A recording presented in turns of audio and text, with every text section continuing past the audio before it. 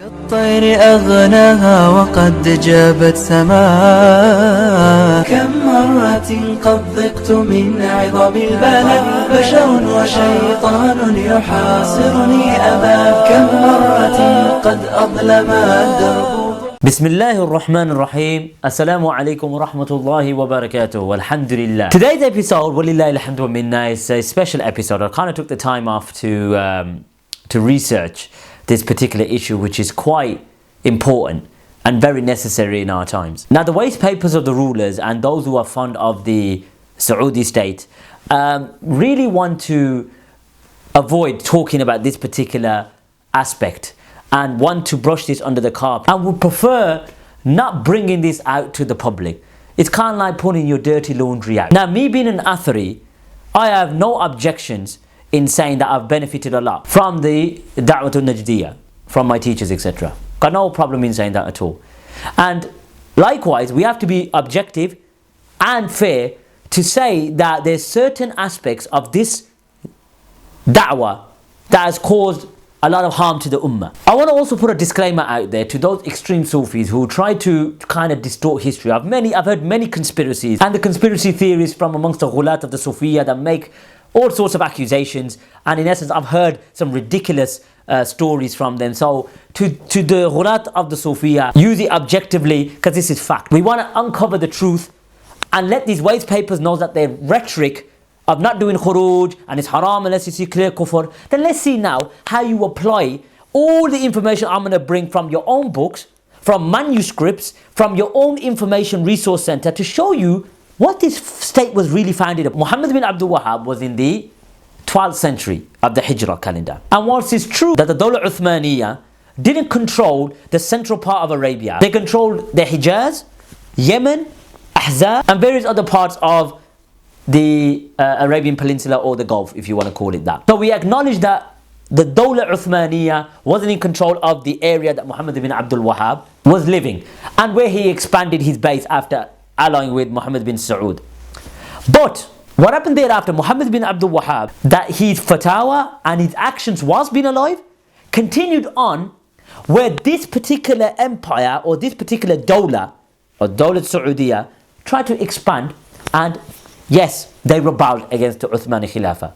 So Muhammad bin Abdul Wahab, in essence, during his lifetime, fought other tribes in various locations amongst Central Arabia.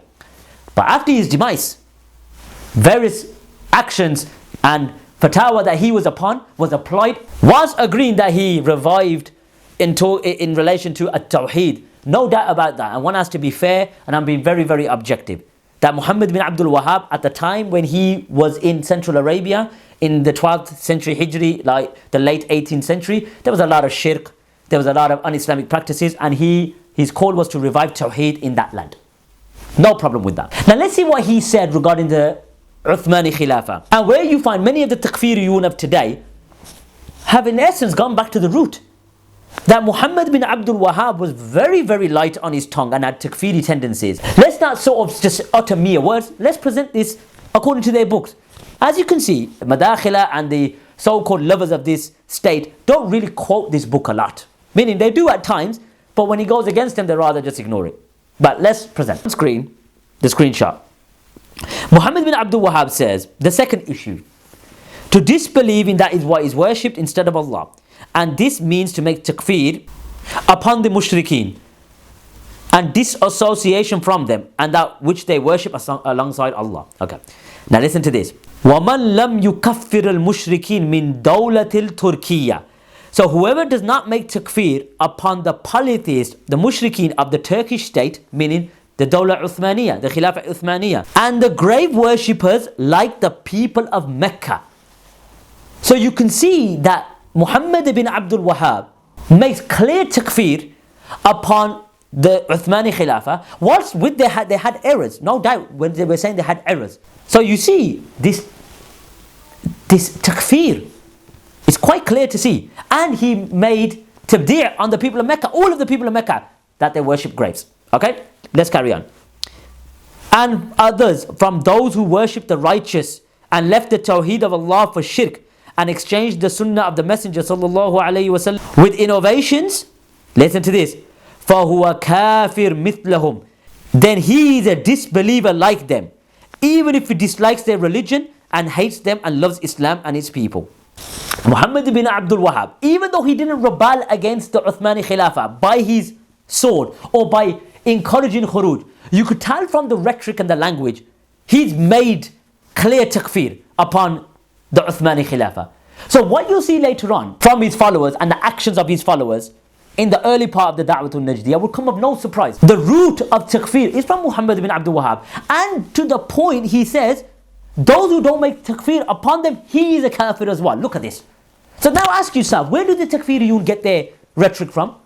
Because remember, Shaykh al-Islam Ibn Taymiyyah went upon this. Now we got here Al-Dawabit Takfir al-Mu'ayyan, and he has quotations from Shaykh al-Islam Ibn Taymiyyah as well as Muhammad Ibn Abdul Wahab. And you quite clearly see that Ibn Taymiyyah wasn't upon what Muhammad Ibn Abdul Wahab was upon. We can quite clearly see that in terms of takfir, in terms of his harshness for takfir. Because Ibn Taymiyyah refuting Bakri on istighatha, but not what did he make takfir? Yes, the language was harsh and it was refuting him, but he didn't make takfir upon him. Whereas Muhammad ibn Abdul Wahab quite clearly uttering takfir and calling the Dawla Uthmaniyya and the Khilafah Uthmaniyya as mushrikun and mushrikeen, and those who don't make takfir upon them are also kuffar. You see, what I'm going to do in this video is start off with the early Da'watul Najdiyah and then work down and show you exactly how the third state, the current state that we have today, what their origins are, where their root is, and how they rebel against the Uthmani Khilafah based upon fatawa, and how the early Da'watul Najdiyah viewed the Uthmani Khilafah because he declared them mushrikun. You about myself. I swear by Allah, whom there is none worthy to be worshipped except Him. I have sought knowledge, and those who knew me believed that I had knowledge while I did not know the meaning of La ilaha illallah. At that time, I did not know the religion of Islam before this grace that Allah favored. Likewise, my teachers, none of them among them knew that.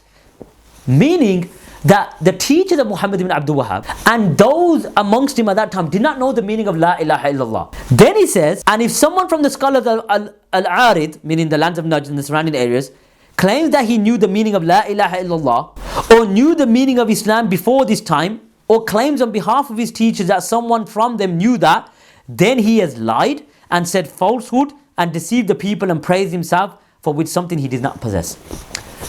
So, subhanallah al-azim, Muhammad ibn Abdul Wahab is saying that he himself knew the meaning of La ilaha illallah, and before he really knew the religion of Islam, and his own teachers did not know the meaning. Allah favored them with it, meaning the understanding. And even to the point he said, those scholars or those people in Al-Arid, meaning Al-Riyadh and the surrounding areas, claim to have said that they know this, is a liar, and is basically praised himself. So that's the introduction. That's to show you the mindset, okay, that Muhammad bin Abdul Wahab had. Okay, was not denying Muhammad bin Abdul Wahab did a great favor for the deen. I'm talking about reviving Tawheed. But we don't gloss over this perfect image that the so-called callers to Salafiyya like to promote.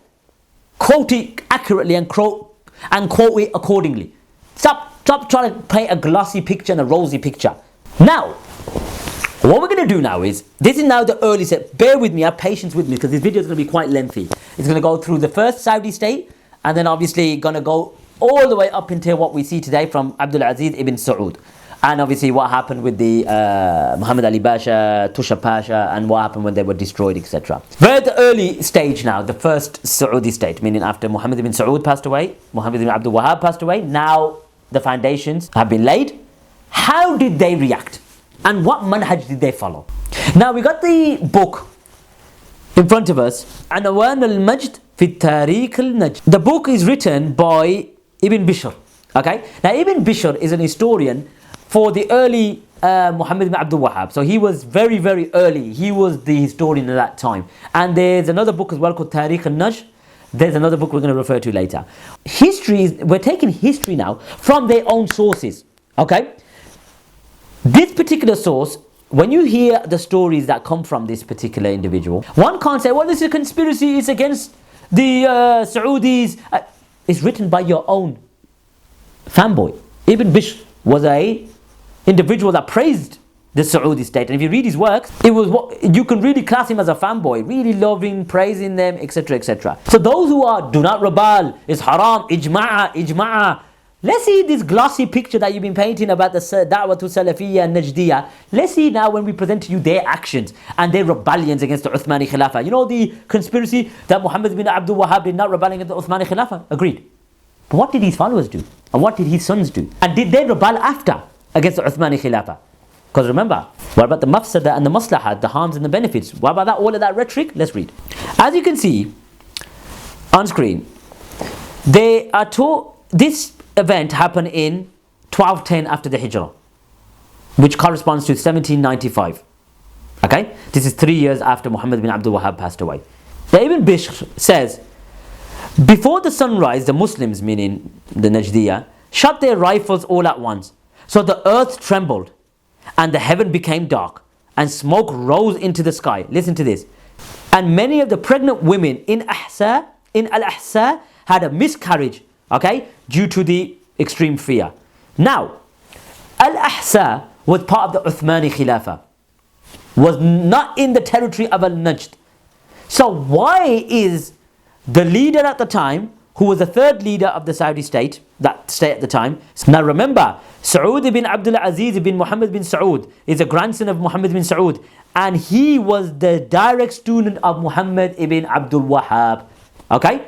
He was a direct student. If you think that's worse, okay, that they were shooting all their rifles and it became so intense that pregnant women had miscarriages due to this khuruj. Okay? Due to this khuruj. Let's present to you the most evil of the actions that they committed. Saud ibn Abdul Aziz ibn Muhammad bin Saud stayed there for several months, killing whoever he wanted to kill, and exiling whomever he wanted to exile, and imprisoning whoever he wanted to imprison, and taking from the wealth, and destroying places, and building strongholds, and destroying houses, and wanting thousands of dirhams from them, and taking it from them. Wow! What a state, mate. What a state. Huh? This is what you wanted to keep hidden, correct? That the khuruj 3 years after Muhammad bin Abdul Wahab, the khuruj that they committed against the Uthmani Khilafah, making pregnant women lose their babies, and killing whoever he wanted to. What about the blood of the Muslims, Namsi? What about the blood of the Muslims? This is what your Salafi sort of mindset gets you to. So what happened to khuruj, Namsi? What about the blood of the Muslims, Namsi? They were killing whoever they wanted to. Why did they rebel?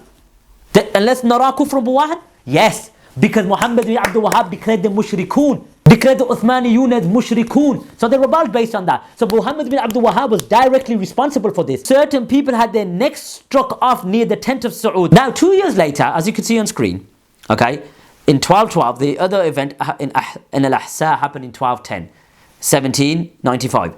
This is 1797, 1212 after the Hijri. He said, وَفِيهَا فِي رَمَضَانَ صَارَ السَّعُودِ. Okay, that in that year, in the month of Ramadan, Saud set out with the victorious army and famous horses from all of the areas of Najd and the Bedouin Arabs, and intended the north, meaning Al-Iraq. Listen to this. They attacked the market or the known market of Al-Shuyukh near Basra in Iraq. وَقَتَلَ مِنْهُمْ قَتَلَ الْكَثِيرِ, and killed many of them until the people fled and drowned in the river. Okay? So, he committed atrocities in Al-Ahzab. Iraq was under the control of the Uthmani Khilafah. So, 2 years later, they went from Al-Najd to Al-Basra and killed in the famous market of Al-Shuyukh many of them. And then the people fled because of the massacres and drowned in the river. And what's worse, they did it in Ramadan.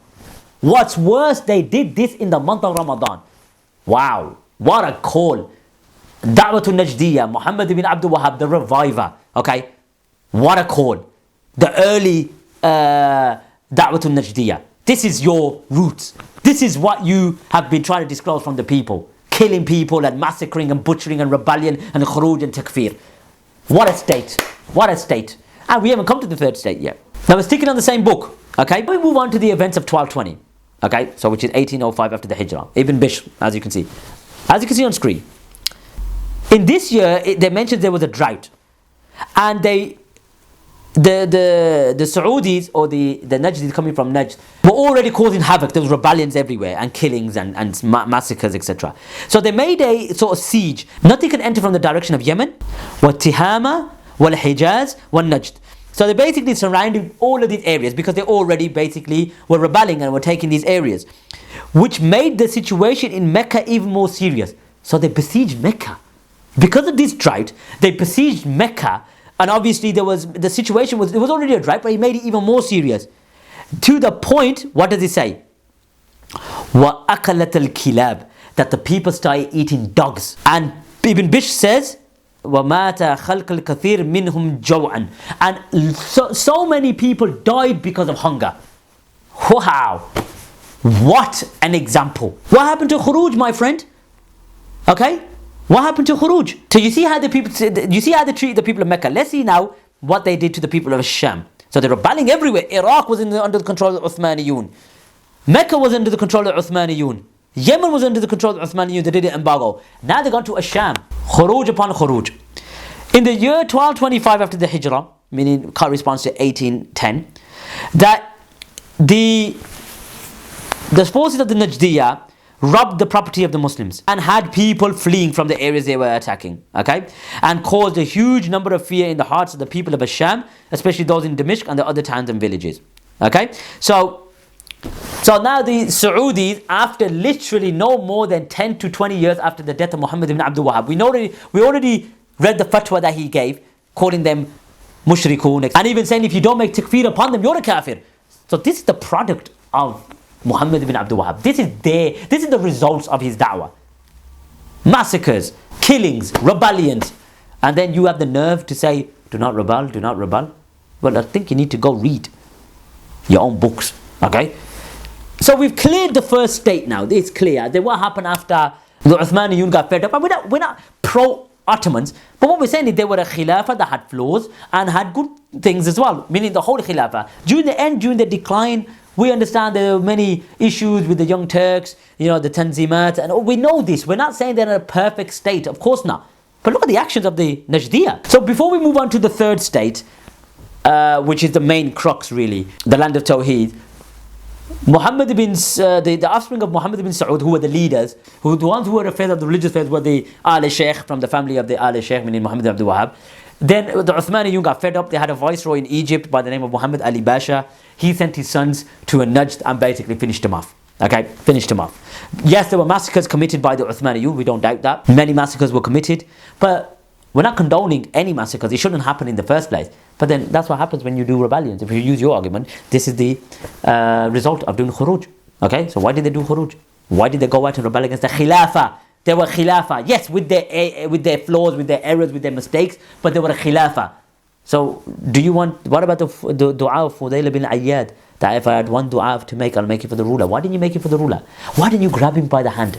Like you always try to quote the hadith from Imam Ahmed. Man arada an yansa al-sultan, whoever wants to advise the sultan, grab him by the hand and don't do it openly. What happened to that? Rebellions, killings, massacres, people drowning in rivers. That's the product of al-da'wah to Najdiyah, my friends. Before you try to teach us, my friends, go learn a bit of history, about your own history, about the bloodbaths that they were committing. Now, okay, this is now where it gets interesting.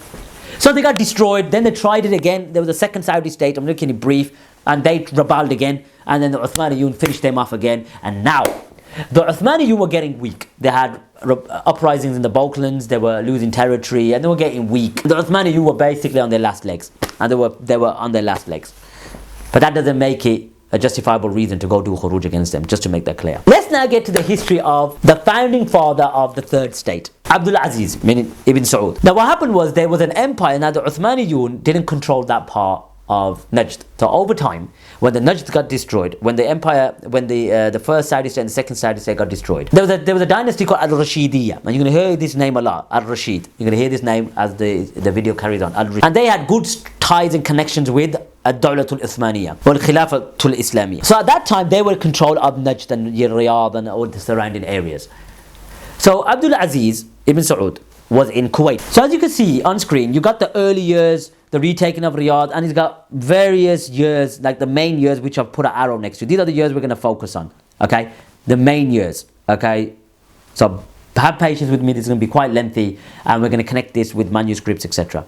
What happened? You can see 1902 and 1903. There's a list of events that took place, and the main event we're going to talk about, okay, is Ibn Saud retakes Riyadh. So Ibn Saud, Abdul Aziz, the founding father of the third state, did khuruj against al-Rashidiyya. He did khuruj. So he did not have patience with the rulers. Even if he flogged him back and took his wealth, he didn't listen to it. He did khuruj. So he's a Khariji, first and foremost, according to the Madakhila and those who are pro-Saudi. Now let's read what it says. He said, at the age of 21, Abdul Aziz ibn Saud decided he should make a decisive move to restore his family's fortunes. So you see, the essence of this rebellion was to restore his family's fortunes. Nothing to do with Islam. He just wanted to do khuruj for the sake of power. So Khariji, clear Khariji. Should advise the ruler, should not rebel. With a small band of trusted companions, he set out from Kuwait, and reached the outskirts of Riyadh in January 1902. And then it just carries on, and he took Riyadh. Okay, so just make a long story short, he took Riyadh.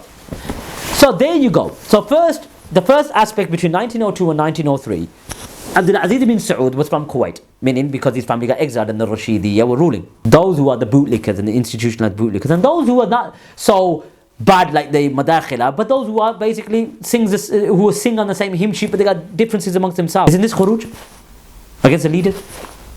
What about illa nara kufrun bawahan? What kufr did he see from the Rashidiyya? Why did he do khuruj? Because he wanted to get his family fortunes. He was thinking about his family fortunes, what they had.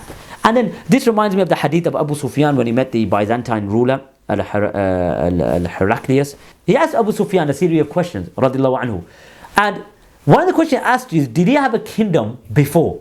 And Abu Sufyan said no. What was the logic behind that question? Because when Heraclius wanted to get to the bottom of this regarding the Prophet ﷺ, the reason why I asked did he have a kingdom before is because he probably wanted to reclaim the Prophet Muhammad ﷺ did not have a lost kingdom that he was fighting for. He was sent as a mercy to mankind to propagate the message of Allah subhanahu wa ta'ala, the religion of Islam, to bring lightness to the people of the earth after it was in mere darkness.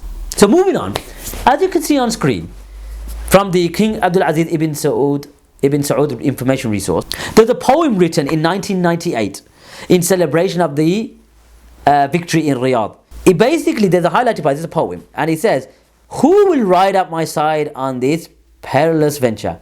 Who will risk life and limb to expel al-Rashid? So you see, so he was going out doing khuruj, which is haram according to you. Okay, it's aqidah, it's ijma'ah, to expel al-Rashidiyya. That's what was his aim, to claim back his family fortunes. What a role model. Land of Tawheed. Land of Tawheed. Anyway, let's carry on.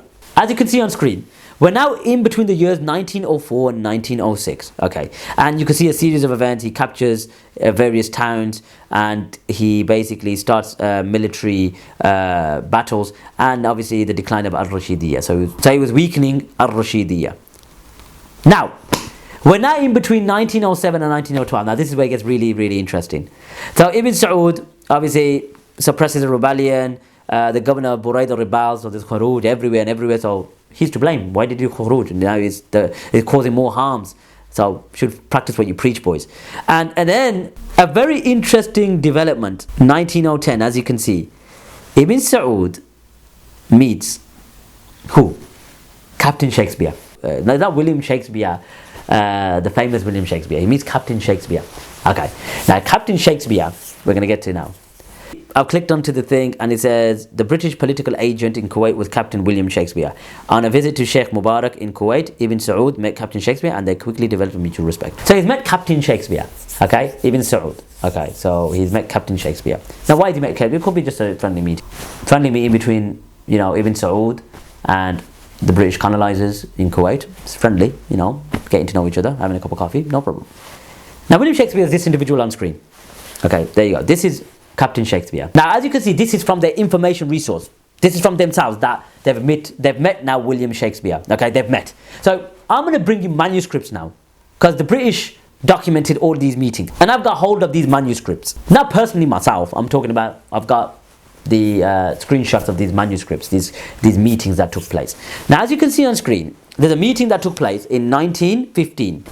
And there's another name that you're going to hear a lot as well, called Percy Cox. Lieutenant Colonel Percy Cox is a name that you're going to hear from their own information resource as well as the manuscript. So you can see the manuscript now. And it basically is dated the 17th of February 1915. Okay, so this is dated in February 1915. Now this talks about the death of William Shakespeare. Okay, William Shakespeare died in battle with Ibn Saud fighting with Ibn Saud against Al-Rashidiyya. So not only did he do Khuruj against Al-Rashidiyya, he collaborated and he ta'awun with the British who were in Kuwait at the time to fight Al-Rashidiyya. You see where I'm leading with this? Anyway, let's read the letter.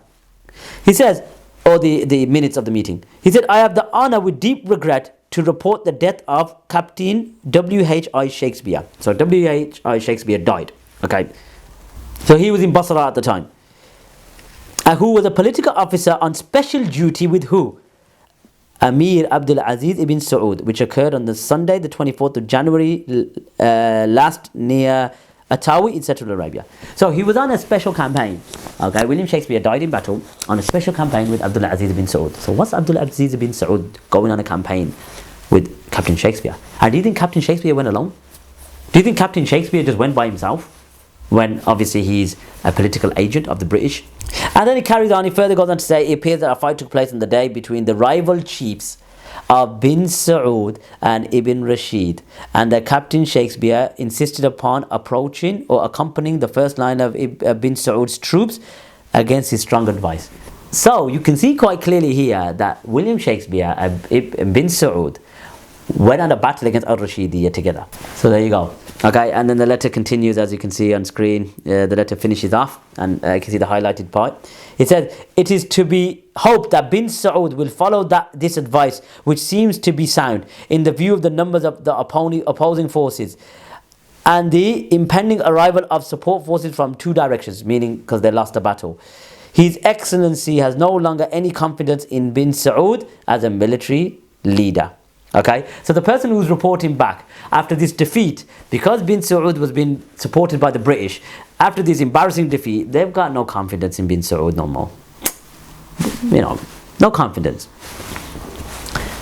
And then he further goes on to say that, referring to Bin Saud's letter to Major Keys on this subject, Sir Mubarak informs, who was the Kuwaiti leader, that the following statements are untrue and have no evidence whatsoever to support them. 1. That the friendship of Bin Saud with the British was the reason for Abu Dhabi helping the... and it's just basically just complaining. Then he said, listen, there's a key point. He says, and it should be considered advisable at some future date to assist Bin Saud to reassert his lawful authority over Hale and the surrounding country. Okay, so the Brits obviously were supporting Bin Saud. He lost his territory and they were adamant that they got to get Bin Saud back in. Alright, so you can see Khuruj, Ta'awun Ma Britania, so all these, conspiracies that you were hearing from the Ghulat al-Sufiyya had some truth in it. So he's rebelling and he's allying with the British against the Muslims. Okay, then you got another letter here, which is obviously a translation of a letter dated the 10th of October from Sheikh Abdul Aziz ibn Abdul Rahman al-Faisal, ruler of Najd, to the Honourable Sir Percy Cox. Remember that word that I mentioned about Percy Cox? So he's basically sent another letter, and then it basically states, in this letter I informed you about the attack made by Bin Rashid, in the Rashidiyya, against the Qasim suburbs. Thank God that my agent were on the alert, had sufficient forces. So there you go again. Clear proof that Bin Saud was being supported by British forces in fighting Al-Rashidiyya. Were on the alert, and they fought and by God's help defeated the enemy while they're running away, leaving some tents, and portfolio was found on containing letters. So you see now, clearly, we proved our point. So practice what you preach. Your founding state, the origins of your state that you love so much, was founded on Khuruj. Look on screen. Here it is 1917. This picture was taken in 1917 when a special delegation consisting of King Abdul Aziz bin Saud and Sheikh Jabir Al-Mubarak As-Saba, ruler of Kuwait, and others, the delegation travelled to Iraq with the sole purpose of congratulating the British government on defeating the Uthmani Khilafah and expelling the Muslim forces from Iraq. The picture was published in Al-Latif or Al-Lataif magazine in February 1917. So all the manuscripts and all the confirmation from their own resource centre, as you can see, clear proof and photos showing them, showing that they allied with the Brits against the Uthmani Khilafah. Now, where did this spring from? From Muhammad Ibn Abdul Wahab, because they believed that they were mushrikun. So it was okay for him to ally with the British to fight the Uthmani Khilafah. Bravo. Now, as you can see on screen, back to the resource center, Ibn Saud initiates revival of Islam in its purest form. Okay, so there you go. Look at the hypocrite. Now he wants to initiate Islam in its purest form. Wallah adi, what a hypocrite. What a hypocrite. Anyway, next. Now, side point. whilst the Brits were obviously fighting with Saud, on another front they were fighting with the Hashemiyya. And the Sharif of Mecca, meaning the governor of Mecca, rebelled against the Uthmani Khilafah, and the Brits obviously sent Lawrence of Arabia. So this is where the Ghulat al-Sufiya mixed the two. Yes, the original Khuruj against the Uthmani Khilafah was done by the Hashemiyya, meaning the Sharif of Mecca and his offspring. So yes, they did do Khuruj, but it wasn't Abdul Aziz ibn Saud. His Khuruj was somewhere else. So they toppled the Uthmani Khilafah, the Sykes-Picot Agreement. We don't want to go on and on and on, but we have to be fair that it wasn't Muhammad Ibn Abdul Saud that rebelled against the Uthmani Khilafah. It wasn't Muhammad Ibn Abdul Wahab that rebelled against the Uthmani Khilafah. It was the Sharif of Mecca who betrayed the Uthmani Khilafah, the Hussein Bakhman correspondence. Go do your research, lads. If you don't know, go do your research. Anyway, he's already rebelled against the Rashidiyya by allying with the British. Okay, he's rebelled. He's done his rebellion. He's taken his territory. You know, he losses here and there. Captain Shakespeare passed away. And now, the Sharif of Mecca, after toppling the Uthmani Khilafah with the British, he declares himself as the Khalif, because the Uthmani Khilafah now collapsed, and he declared himself as the Khalif. Okay? And as you can see, for many hundreds of years, the Sultans of Turkey had been recognized as the Khalif of the Muslims. On the 1st of November 1922, Kemal Ataturk, the leader of the Turkish nationalists, abolished the Sultanate. Early in 1924, this left a vacuum in which the Sharif of Mecca decided it should be filled. With a dangerous mixture of arrogance and folly, Hussein ibn Ali proclaimed himself Khalif. The Caliphate was not an office to be assumed by the individual, at least by one who will... and it carries on. Okay? Ibn Saud now. Okay? Ibn Saud has taken Al-Yamama. Let's fast forward a bit. So he's taken the central... He's defeated Al-Rashidiyya, and he's taken Central Arabia. Now he's set his sights on Mecca and the Hijaz. So what does he do? Remember, you're not supposed to do rebellion. You're not supposed to do Khuruj. What does he do? As you can see on screen, Ibn Saud's army laid siege to Jeddah and Medina, while the holy city of Mecca under his... So I'm fast forwarding a bit. He takes Mecca. Okay? So he conquers Mecca. Okay? He takes Mecca from the Hashemite dynasty. And now, as you can see on screen, Ibn Saud lays siege to Jeddah and Medina now. Okay, so he's taken Mecca now. He's in control of Mecca. He goes, takes Jeddah and Medina. So with the holy city of Mecca under his command, Ibn Saud turns his attention to Jeddah and the holy city of Medina. Either would have fallen into a full-scale attack, but Ibn Saud preferred to lay siege to the city until the futility of residence became apparent and they were capitulated. After all of the lands were taken, is under his command, Ibn Saud now and the British have to come up with an agreement. In 1915, I'll fast forward a bit, called the Treaty of Darren, where the Saudis and the British government basically agreed that this would become a protectorate. So the Treaty of Darren, I've really missed that. I should have put that at the start. So when they started taking territories, they signed an agreement, a treaty in Darren, and it was called the Treaty of Darren 1915, that basically made all those territories that Saud captured, or Abdul Aziz ibn Saud, as part of the British protectorate, meaning he was protecting it. So then thereafter, after the Treaty of Darren, where the Brits kind of played the Hashemiyya and the Saudiya, the Abdul Aziz ibn Saud took the remaining territories, and they signed another agreement, and as you can see on screen is the agreements there, is the Treaty of Jeddah in 1927. And what happened was the British recognized that Ibn Saud had sovereignty over what was then known as the Kingdom of Hijaz and Najd, and the two regions were unified into the Kingdom of Saudia Arabia in 1932. In return, Ibn Saud agreed to stop his forces from attacking and harassing neighbouring British protectorates, because the British, after World War I, took with the Sykes-Picot Agreement, took many territories. So when he signed his agreement with the British, meaning that he's now in control of this and he's not going to harass any neighbouring British protectorates, the Ikhwan were kind of flabbergasted and said, well, hold on, you said we're fighting for Islam. They're basically simpletons. They wanted to go and conquer the whole world, and Ibn Saud stopped them. So eventually they recognized Ibn Saud's treachery. They knew that this guy is a bit of a naughty. So what happened? They rebelled against him. Ibn Saud marched north into Al-Qasim, raising an army to confront the Ikhwan. Amongst his foes were members of the Ibn Bijad's own tribe, the Utayba, who were loyal to the king. And they met at a place called Al-Sibliya, and basically Ibn Saud basically just finished him off. And the army, so this shows the army that helped him take the territory, he ended up destroying them. So you see, no loyalty whatsoever. The hypocrisy and the double standards, not double standards, triple standards of these individuals have to be highlighted and exposed. And when we talk about khuruj, which we say is a masala dhanniya furu'iyya, which is from the subsidiary branches, from the fiqh, it's from the subsidiary branches. They argue it's aqidah. And there was an ijma'. So what happened to the ijma'? The land of Tawheed, more like the land of betrayal, the land of treachery. Bar the Hijaz, obviously Mecca and Medina will always be pure, even with these traitors that are ruling it today. But this is not the land of Tawheed, it's a land of betrayal. So what do you have to say? It's clear and sufficient enough that these white papers, and those who even support them who are not as bad as the Madakhila, really need to ponder and self-reflect that this state of yours and these rulers, we're not saying that now they carry the burden and the cardinal sin that they're going to carry this forever. No. But what we're saying is, before you start saying khuruj, relax, because we already stated that it's better not to do khuruj. I'm the one that's saying it's best not to do it. But there's certain level of oppression, micro and macro. And those who rebel just for authority, I don't call them khawarij, but they are bughat. They are ربما يجوز أن تعاون مع البريطانيا. So you can see now, the histories come out, your betrayal, your treachery, and even Muhammad Ibn Abdul Wahab. You gotta say, he had some takfiri tendencies, no doubt. And the first state, what you see the takfiriyun of today, they got a basis, haven't they? According to your Najdi da'wah, their root is there. You understand what I mean? So don't try to wipe your hands off the takfiriyun. It's a product of this call and this da'wah of Najdiyya. So that's it for today. Make dua for me, subscribe to my channel, bro. Hajji, support the channel. Support me as much as you can. I got a GoFundMe link. May Allah bless you and your families. وصلى على نبينا محمد. كالطير أغناها وقد جابت سماء.